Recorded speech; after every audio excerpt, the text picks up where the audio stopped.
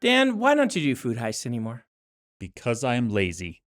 Well, I could have guessed that.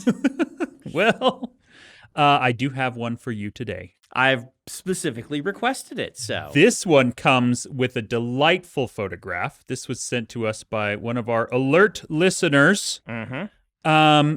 Once again, the Bearglur. The Bearglur's has back. struck Tahoe. The Bearglur is my favorite. Yeah. I'm sorry, snackoderms. The Bearglur is. The Bearglur. Mm-hmm. Well, look how cute he is. Oh, they have actually gotten a shot of the Bearglur. Yeah. Wow, I expected him to have a little mask on. A little like domino mask? Yeah, a little burglar's mask. Covering his eyes. Mm-hmm. He doesn't need a mask. Mm. So this time, the police nicknamed this guy Fuzzy. He's a black bear near Lake Tahoe. Okay. And he broke into what this photo is an ice cream parlor. Oh. And he went back behind the counter and started eating ice cream. And when the guy came in, he just poked his head up over the counter like he was about to ask him for his order. And that's what this adorable picture is. And then I assume the person ran because bear. Yes. Mm-hmm. Well, he took this picture first and then he ran. Yes. So, yeah. So anyway, this is an ice cream parlor at Camp Richardson, about 60 miles south of Reno, Nevada. So why was the Bearglur out for some ice cream? What message is the Bearglur showing? Because the Bearglur could obviously have stolen this ice cream without getting caught. Without getting caught. But as we say, every time the Bearglur shows up, with the Bearglur, it's about sending a message. Yes. And so he dumped out all the flavors. Okay. He tracked through them. There are paw prints all over the floor in ice cream. Okay. Yeah. The Bearglur has entered his modern art era.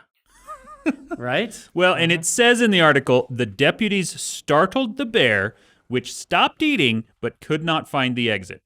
We know clearly that was an act. Like he wasn't afraid of them. No. This was all part of it. Yeah. Bearglur just needed some ice cream. The Bearglur does not care if you are there or not. He's going to eat your ice cream. Yeah. So I think it's a metaphor he was trying to say about modern America. That's right. Something about modern America, which in bear is, but we'll have to let you interpret that. Modern America. What are we actually talking about today? I am pretty sure that today we are going to be talking about my new favorite movie. I watched K-Pop Demon Hunters yesterday, and so of course I am talking about The War of the Worlds with Ice Cube. This was pretty good. We watched it, Dan and I, last week at midnight. I showed up to work on Thursday, and Brandon comes by with the biggest grin on his face, and he says, "Have you seen War of the Worlds yet?" And I said, "Nope." And he said, "Then let's watch it tomorrow." And we did.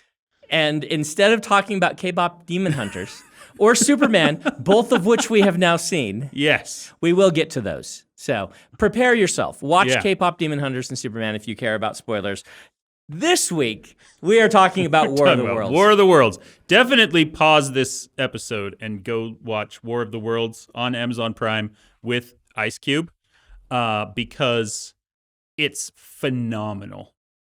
What makes a bad movie? Can we use this as an example, like a good bad movie for us? What makes a good bad movie? Yeah, what makes us happy about watching something like this? Because I'm going to give it a score. I think it's a -8.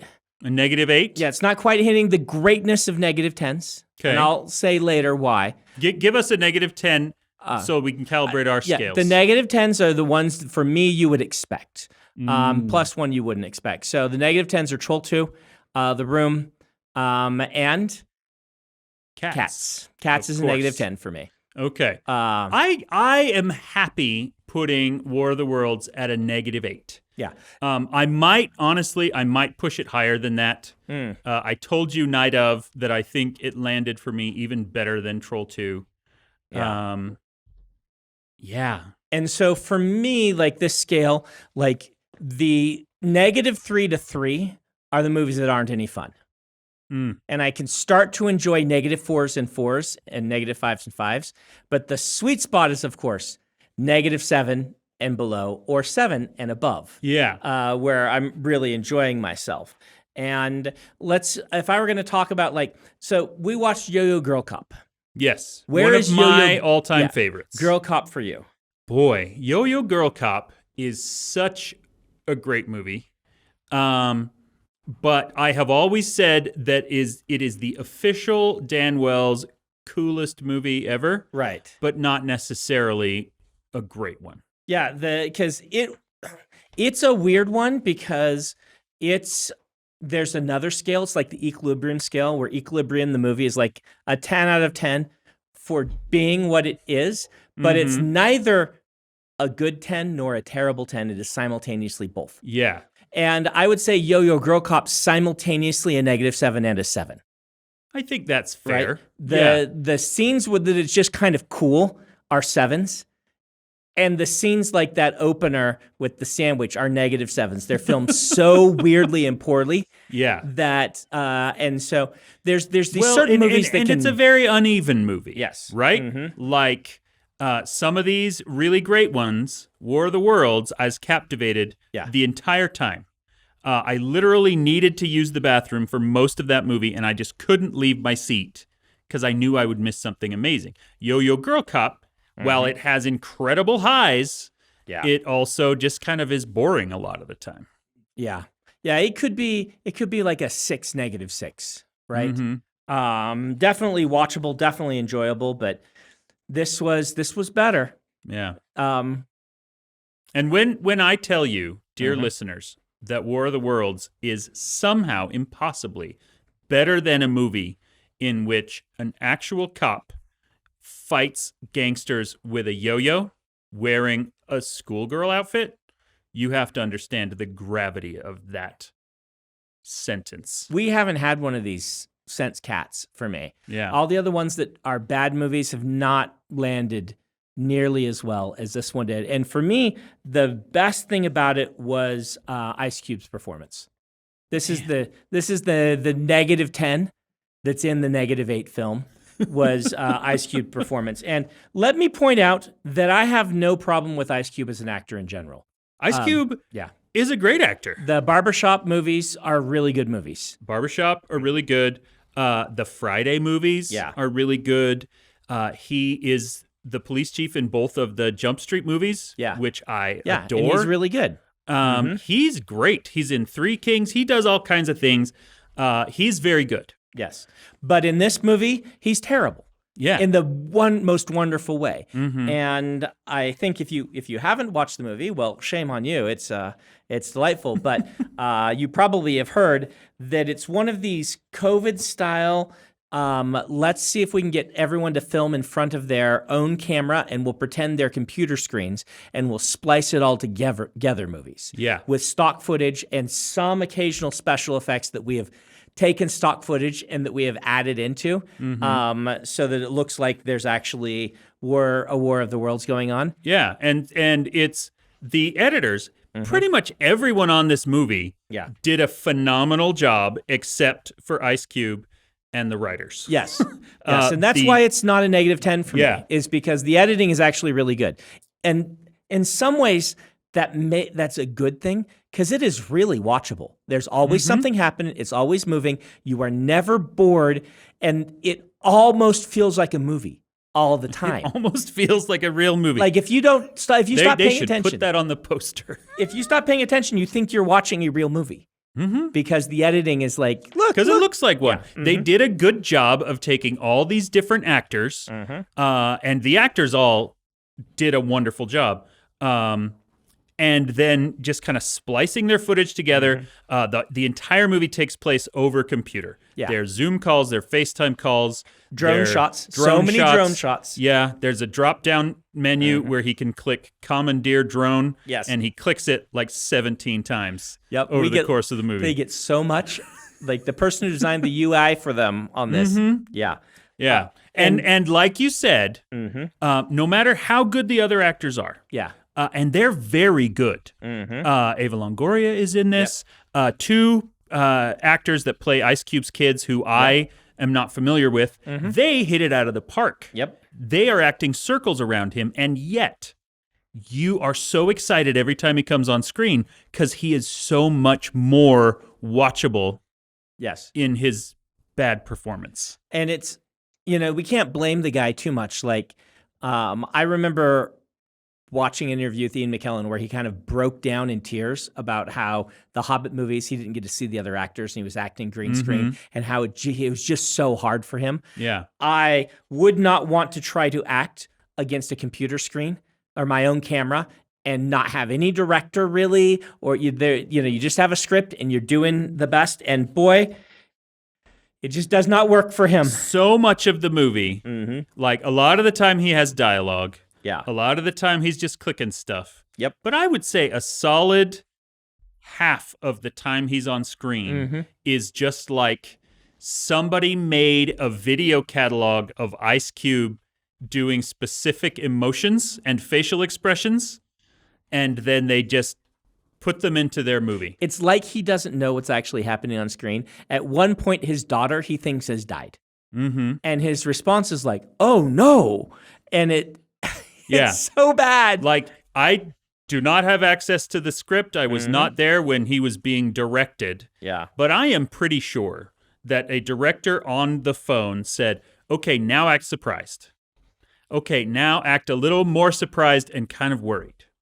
Okay, now act really happy and do a little dance. You're watching some disastrous footage. React to it. You don't get to watch the footage. Just react. Yeah. It is so much fun. And he certainly has the hardest acting job of anyone in the thing. Like, the daughter is running through the streets and she's on her phone and she's saying, there are monsters everywhere. He has to sit at a desk for 2 hours and emote.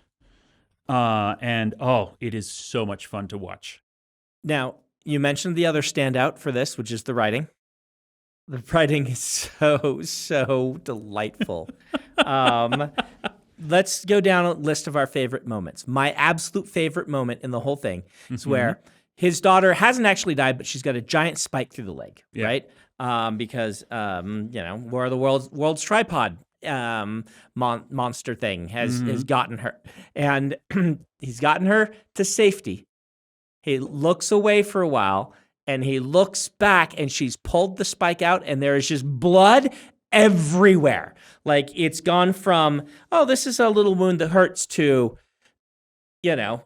I'm bleeding out in seconds. And they're like, you need to put something in that, put some pressure. And her boyfriend pulls out packing tape.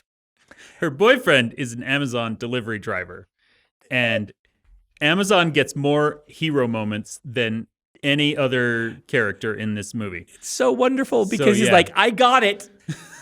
And then the next shot, she's fine. She's fine. The rest of the movie, there's like another hour of this movie left. There's no moment where she's like, you are not going to use packing tape on my heavily bleeding leg wound. No, it's a normal thing. It heals her. Yeah. Her pallor goes back. She's totally fine. There's not blood anywhere. She's participating. She's eloquent with a leg wound. Yeah, and she was almost passed out from blood loss prior to this. That is my favorite part of the whole movie. Is just that shot where he's like, and if you've followed anything about this movie online, you have heard about how the day is saved by an Amazon drone. Yes. That flies heroically to deliver a flash drive. The packing tape was so much better than packing tape is and the way it's filmed is so comedic. Like, they accidentally, like pulling out the tape and then cutting back and she's fine. It's you couldn't have made it funnier on purpose. My favorite part, speaking of the writing, was how we watched this with a bunch of friends. Yes. And at the very beginning, virtually the third line of dialogue in the whole movie is Ava Longoria, who is a NASA scientist, saying, all our satellites are down. We don't know what's going on. And then throughout the movie, you see approximately 4,000 functional satellites doing their job. And every single time, Peter would say, satellites are down. You had, I think, best line of the movie when you said, that they told Ice Cube they were going to do an entire movie where it's just phone cameras, and he said, "Oh, okay, phone it in, got it." One of my favorite things in the world is making Brandon laugh. Yep. I don't know if I've ever made him laugh that hard. That was one of the best. A good pun plus really appropriately timed. You nailed that one. Yeah. This is why it's fun to watch movies with Dan. Dan and Peter. Peter is really good at this. He's really good at he was acting just completely flabbergasted the entire film. And Peter's, my editor. Right, he's VP of editorial. Mm-hmm. He gets flabbergasted very well because that's how editors are, and so very enjoyable for that reason. Let's see, what are some of my other favorite moments? I think my second favorite moment was the fact where if you look at the end of this film, the credits include a big long list of stock footage things. Mm-hmm. So if you don't know what stock footage is, you just go to someone's repertoire or repertory. Their giant online library of videos. And you can be like, I'm going to buy that footage that you have just shot walking down the street so that I have this footage for my film. Usually, you do not use that in a big major film, except in occasional situations. Yeah. But you go do your own coverage. You have your second unit director. They didn't do that here. They just grabbed the stock footage. And when the daughter is getting driven to safety, and she's in the backseat with a wound, and Ice Cube is literally fleeing from a tripod that is trying to shoot her. Yeah, and destroyed just parts of the town. The stock footage in the background of that car ride is just normal street footage. They're stopping at stoplights. They're normal cars. Other people out driving to get their groceries or whatever. It's so funny because the moment you notice it, it stands out like a sore thumb that, wait, they're not driving quickly. No one is. It's so wonderful. Yeah, it's fantastic. Brandon, my favorite of that part as well, at the very beginning of the movie, when the asteroids are falling, they use stock for that as well. No one reacts. Everyone's just walking normally. It's one of the funniest parts It's stock of the movie. footage that they've gotten the asteroids and they've added them in CG. And they do this with the tripods too. Yep. Like when the tripods are like at a building, it's like establishing stock footage shot of a building and they just CG the tripods in, doing stuff. Nobody's reacting. The world is ending and people are just walking along. Speaking of the tripods, one of my very favorite moments in the movie is we've watched these tripods very slowly and clumsily walk around, and sometimes they'll get shot down, and sometimes they'll trip on stuff. And then at one point, they really want to blow something up. So 3 of them just disconnect from their legs and fly out and shoot the thing they're trying to shoot. Yeah. And then they fly back and reconnect to the legs, and which are crashed tripods. Like they don't. They have the power of flight. They could be 1,000 times more mobile than they are, but no, it's back to the tripods as soon as we can. They've got for some reason, all the batteries are in the legs. They only have like a 20 seconds they can, we haven't addressed the biggest aspect of the writing, which is that the aliens want data.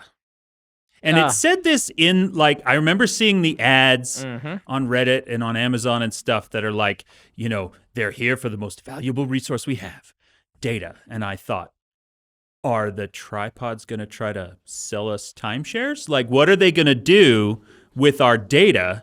And the answer is the dumbest possible answer, which is they're just going to drink it and it makes them smarter. Yeah. I didn't say they make them smarter. They did. They said it made them more intelligent the more data they consumed. And they even had a shot of now the tripod can spin around really fast and shoot the jets, where before it was just getting shot at. Oh, that's what that was. I didn't understand that. Yeah. Okay. Well, this is dumb on so many levels that it's hilarious. The first thing being that they eat it, so they don't copy the data. No, they don't. They eat it. It vanishes from the source when they scan it, which takes extra work to delete data rather than just, they don't, they eat it. They don't consume it. Yeah. They don't copy it and consume it multiple times. Yes. They and it like they have little bitty ones that are on like flash drives, and they're like, nom, nom, nom, nom, nom. And they're like, it like has a little bar. It's like data vanishing, and it just goes away. Which is, it's hilarious. It's so great. There was one point when they realized, oh no, they finished the invasion, like the blow stuff up portion of their invasion, and now they're in the drink all the data portion of their invasion. And within about 30 seconds, a Navy destroyer has beached itself. Yes. And a plane just flops and falls out of the sky because they don't have data anymore. And I can understand that it becomes more difficult to drive, to pilot, whatever big thing. But how close was that destroyer to the shore for it to we lost our online navigation GPS system? No. They didn't say that. They just lost all their data. They just lost all their data. And we see later on, the thing what it's absorbed is Facebook. Oh, yeah. Right? It eats Facebook. It eats Facebook, but not Twitter. No. And not a bunch of the other, it ate Facebook. And eating Facebook makes it smarter somehow instead of dumber. But that's super important to the plot. Yes, come on, it Brandon. It is like the main big character moment Yes. for Ice Cube that Facebook gets slowly deleted. Yes, that his wife's last message to him on Facebook gets eaten by alien monsters. In addition to having Peter with us, Oliver, my son, he wasn't there for this. So dumb, Ollie. We had How's That Ben with us, who is professionally a programmer, and he had multiple aneurysms watching this movie. Well, because the science in it was so bad. Let's just try to talk about this for a minute, because everything. So, if it's just raw data, everything is raw data. Yeah. Right? Like the arrangements of atoms. They even make the point that DNA is data. DNA is data. They make that point. And so, like, an unformatted flash drive is equivalent to one carrying everything for the purposes of their concept of drinking. So it doesn't do anything to ingest this data if it's not being analyzed and used. And if so, why is it vanishing? And why is Facebook relevant to them? It's so dumb that it's wonderful. Yeah. Well, and here's where we get into heavy spoiler territory. Oh, yes. That's if we haven't spoiled yet. But the whole history of it. And we have to preface this. Yeah. Shout out to Emily, who's also not your Emily, but Emily in our editorial team. Okay, yeah. Because she called that the son was the evil hacker guy. Was it Emily? I thought it was Ben McSweeney.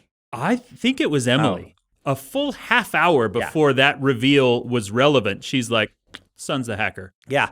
Yeah, and we're all like, oh, yes, of course. Yeah, she nailed that one. I got one of them, too, though. Well, I try to remember, like, I outlined one big plot thing quite early, but it was pretty obvious, so it wasn't like I was doing. Yeah. But, oh, man, this was a transcendent experience. Yeah. So the hacker... Yes. The kid who's just the regular kid who likes playing video games, it later turns out that he has this vast stash of secret government documents and videos of how the government, since like Roswell. Before Roswell, the aliens have tried to come to Earth before, and there wasn't enough data for them, and so they left.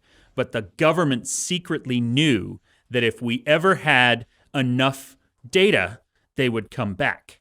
And so evil Agent Coulson is like, I am going to spy on everyone.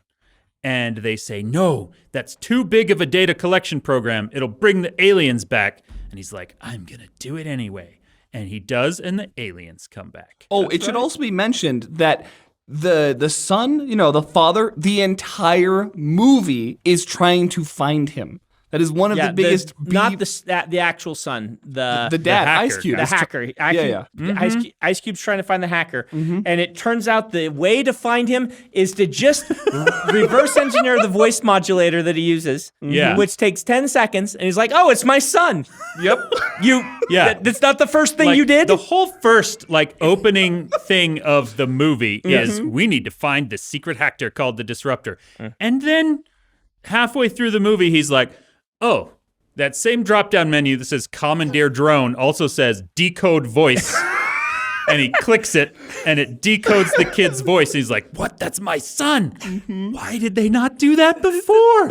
They never thought of it. That was the moment where I was the most struck in disbelief at the movie, was that. Anyway, I also loved how 90% of this movie is the heroic surveillance guy. Yes. Who is spying on everything. He can hack into anything. He has secret cameras hidden in his daughter's fridge. He can commandeer any drone or self-driving car or anything. He is so unsympathetic, but it's pretending that we like him. And then the last 10% of the movie is surveillance is bad if you take it too far.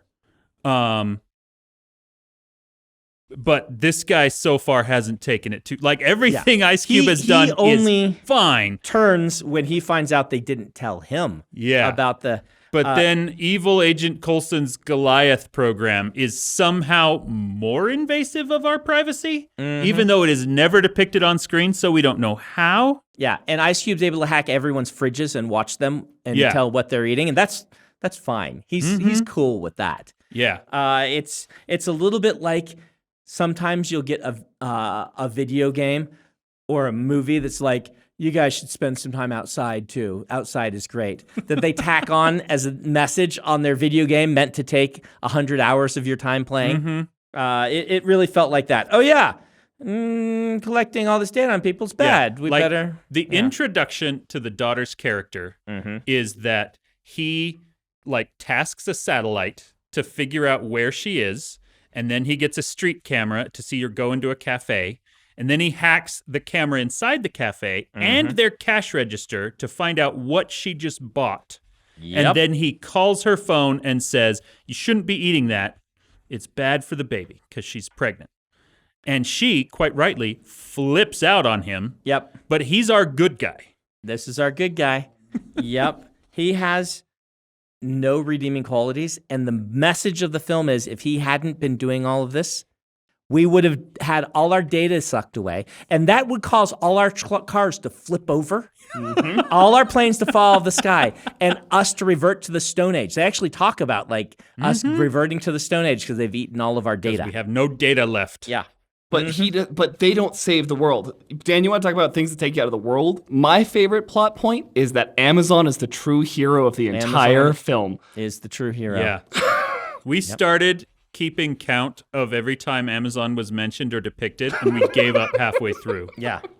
It's all over the place. I'm just glad that $1,000 was able to save the entire planet from the data being eaten. That's my favorite $1,000 gift card given to the even the homeless guy wants a Amazon gift card. You can bribe him with that. And this is the only way they got the drone to be fixed and save the world. Amazon saved the world. Speaking of Amazon, during the end credits, there is exactly one blooper. I've never seen a more pathetic blooper reel before. And it's just because at one part in the movie, Ice Cube talks to his son-in-law through the Amazon truck speaker. Yeah. And he looks around and says, oh, what's that? And we get to see a slightly alternate version of that during the credits. And we all thought, oh, cool, there's going to be a blooper reel. That's it. That's it. There's no other bloopers. It's 6 times through this movie, Ice Cube thinks someone's dead, and then they are back. Yeah. It's worse than Rise of Skywalker with the fake out deaths. And one of the things that I called is we figured out, okay, he's going to do something heroic, and he's going to act like he's dead, but then we're going to see him at the baby shower. at the Yes, end. yes. Because there's this whole, he wasn't invited to the baby shower because he's too controlling. That's his arc, is to be less controlling. And I'm like, oh, the end is him with the baby. I was too optimistic. Yeah. Because the end is him at the baby shower, photoshopped with the rest of them because they can't get together because it's COVID. Yeah. So there's a bunch of photoshops of them having a party together with no other people. At the just end, the 4 characters. You just see like a mouse arrow clicking on things, and it opens a folder of photos that are so obviously like, hey, come to our college. We have a diverse student body. And then they photoshopped the heads of Ice Cube and Eva Longoria and all these other people on there. And it's so obviously photoshopped. And there's no baby in any of them. Nope, because the daughter's not pregnant anymore. Mm-hmm. Yeah. And the it's just the baby shower was such a big deal and then never pays off.